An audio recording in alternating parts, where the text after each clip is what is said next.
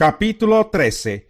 Aquel día se leyó ante el pueblo el libro de Moisés, y allí se encontró escrito que los amonitas y moabitas no debían jamás formar parte del pueblo de Dios, porque no solo no les habían dado de comer ni de beber a los israelitas, sino que habían contratado a Balaam para que los maldijera, aunque en realidad nuestro Dios cambió la maldición por bendición.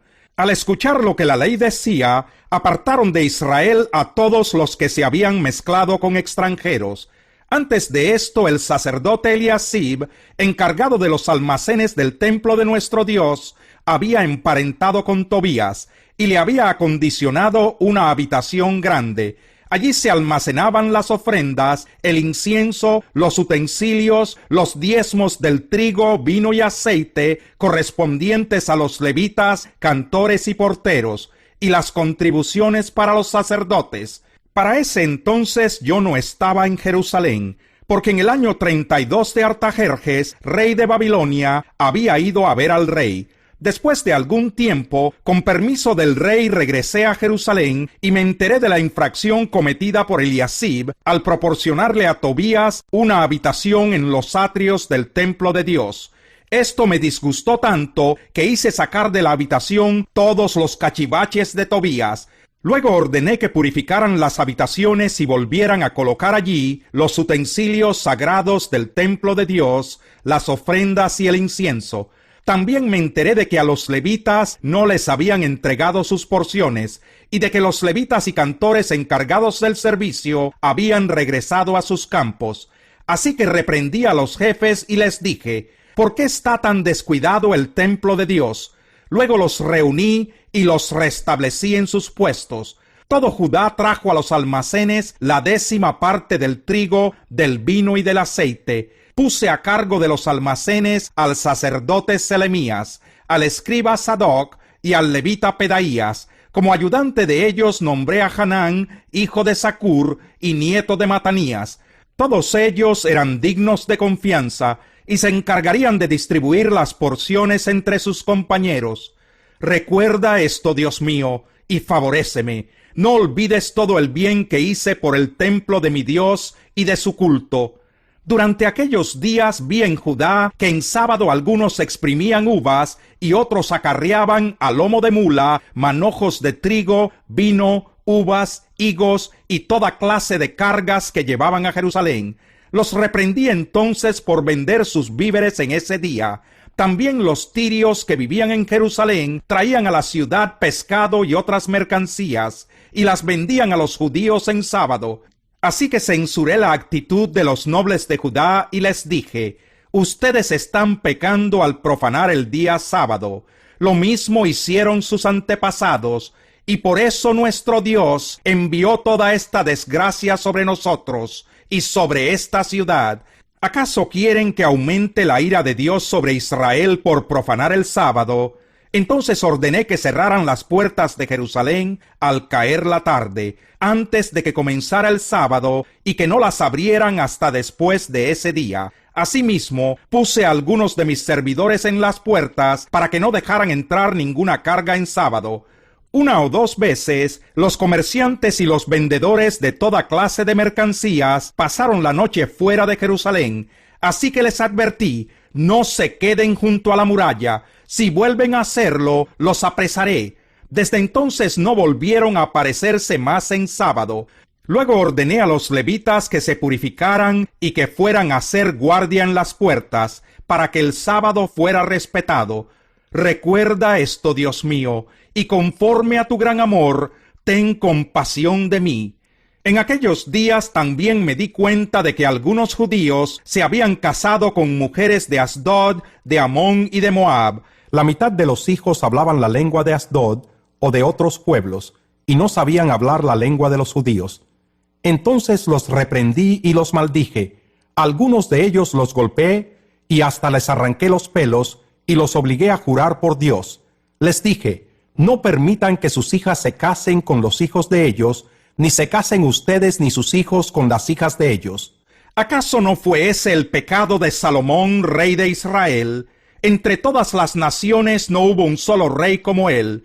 Dios lo amó y lo hizo rey sobre todo Israel. pero aún a él lo hicieron pecar las mujeres extranjeras. ¿Será que también de ustedes se dirá que cometieron el gran pecado de ofender a nuestro Dios casándose con mujeres extranjeras? A uno de los hijos de Joiada, hijo del sumo sacerdote Eliasib, lo eché de mi lado porque era yerno de Sanbalat el horonita. Recuerda esto, Dios mío, en perjuicio de los que profanaron el sacerdocio y el pacto de los sacerdotes y de los levitas. Yo los purifiqué de todo lo extranjero y asigné a los sacerdotes y levitas sus respectivas tareas. También organicé la ofrenda de la leña en las fechas establecidas y la entrega de las primicias. Acuérdate de mí, Dios mío, y favoréceme. Esther, capítulo 1. El rey Asuero, que reinó sobre 127 provincias que se extendían desde la India hasta Cus, estableció su trono real en la ciudadela de Susa. En el tercer año de su reinado, ofreció un banquete para todos sus funcionarios y servidores, al que asistieron los jefes militares de Persia y Media, y los magistrados y los gobernadores de las provincias. Y durante 180 días les mostró la enorme riqueza de su reino y la esplendorosa gloria de su majestad. Esther, capítulo 1. El rey Asuero, que reinó sobre 127 provincias que se extendían desde la India hasta Cus, estableció su trono real en la ciudadela de Susa. En el tercer año de su reinado, ofreció un banquete para todos sus funcionarios y servidores, al que asistieron los jefes militares de Persia y Media, y los magistrados y los gobernadores de las provincias. Y durante 180 días les mostró la enorme riqueza de su reino y la esplendorosa gloria de su majestad. Proverbios, capítulo 1. Proverbios de Salomón, hijo de David, rey de Israel, para adquirir sabiduría y disciplina, para discernir palabras de inteligencia, para recibir la corrección que dan la prudencia, la rectitud, la justicia y la equidad, para infundir sagacidad en los inexpertos, conocimiento y discreción en los jóvenes. Escuche esto el sabio y aumente su saber. Reciba dirección el entendido, para discernir el proverbio y la parábola, los dichos de los sabios y sus enigmas. El temor del Señor es el principio del conocimiento. Los necios desprecian la sabiduría y la disciplina. Hijo mío, escucha las correcciones de tu padre y no abandones las enseñanzas de tu madre. Adornarán tu cabeza como una diadema, adornarán tu cuello como un collar. Hijo mío, si los pecadores quieren engañarte, no vayas con ellos. Estos te dirán: ven con nosotros, acechemos a algún inocente y démonos el gusto de matar a algún incauto. Traguémonos a alguien vivo, como se traga el sepulcro a la gente. Devorémoslo entero, como devora la fosa a los muertos. Obtendremos toda clase de riquezas, con el botín llenaremos nuestras casas. Comparte tu suerte con nosotros, y compartiremos contigo lo que obtengamos. Pero no te dejes llevar por ellos, hijo mío. Apártate de sus senderos, pues corren presurosos a hacer lo malo, tienen prisa por derramar sangre. De nada sirve tender la red a la vista de todos los pájaros, pero aquellos acechan su propia vida y acabarán por destruirse a sí mismos. Así terminan los que van tras ganancias malavidas, por éstas perderán la vida. Clama la sabiduría en las calles, en los lugares públicos levanta su voz. Clama en las esquinas de calles transitadas, a la entrada de la ciudad razona. ¿Hasta cuándo, muchachos inexpertos, seguirán aferrados a su inexperiencia? ¿Hasta cuándo ustedes los insolentes se complacerán en su insolencia? ¿Hasta cuándo ustedes los necios aborrecerán el conocimiento? Respondan a mis reprensiones, y yo les abriré mi corazón, les daré a conocer mis pensamientos. Como ustedes no me atendieron cuando los llamé, ni me hicieron caso cuando les tendí la mano, sino que rechazaron todos mis consejos y no acataron mis reprensiones. Ahora yo me burlaré de ustedes cuando caigan en desgracia. Yo seré el que se ría de ustedes cuando les sobrevenga el miedo, cuando el miedo les sobrevenga como una tormenta y la desgracia los arrastre como un torbellino. Entonces me llamarán, pero no les responderé. Me buscarán, pero no me encontrarán, por cuanto aborrecieron el conocimiento y no quisieron temer al Señor, por cuanto no siguieron mis consejos, sino que rechazaron mis reprensiones.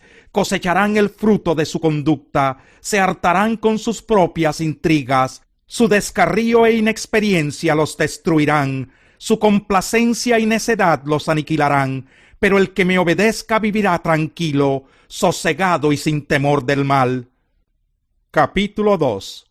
Hijo mío, si haces tuyas mis palabras y atesoras mis mandamientos, si tu oído inclinas hacia la sabiduría y de corazón te entregas a la inteligencia, si llamas a la inteligencia y pides discernimiento, si la buscas como a la plata, como a un tesoro escondido, entonces comprenderás el temor del Señor y hallarás el conocimiento de Dios. Porque el Señor da la sabiduría, conocimiento y ciencia brotan de sus labios. Él reserva su ayuda para la gente íntegra y protege a los de conducta intachable. Él cuida el sendero de los justos y protege el camino de sus fieles. Entonces comprenderás la justicia y el derecho, la equidad y todo buen camino. La sabiduría vendrá a tu corazón y el conocimiento te endulzará la vida. La discreción te cuidará, la inteligencia te protegerá.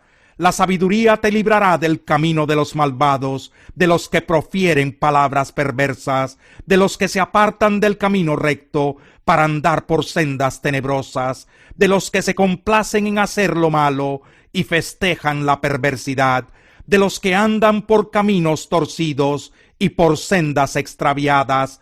Te librará de la mujer ajena, de la extraña de palabras seductoras, que olvidándose de su pacto con Dios, abandona al compañero de su juventud. Ciertamente su casa conduce a la muerte, sus sendas llevan al reino de las sombras. El que se enreda con ella no vuelve jamás, ni alcanza los senderos de la vida. Así andarás por el camino de los buenos, y seguirás la senda de los justos, pues los íntegros, los perfectos, habitarán la tierra y permanecerán en ella, pero los malvados, los impíos, serán desarraigados y expulsados de la tierra.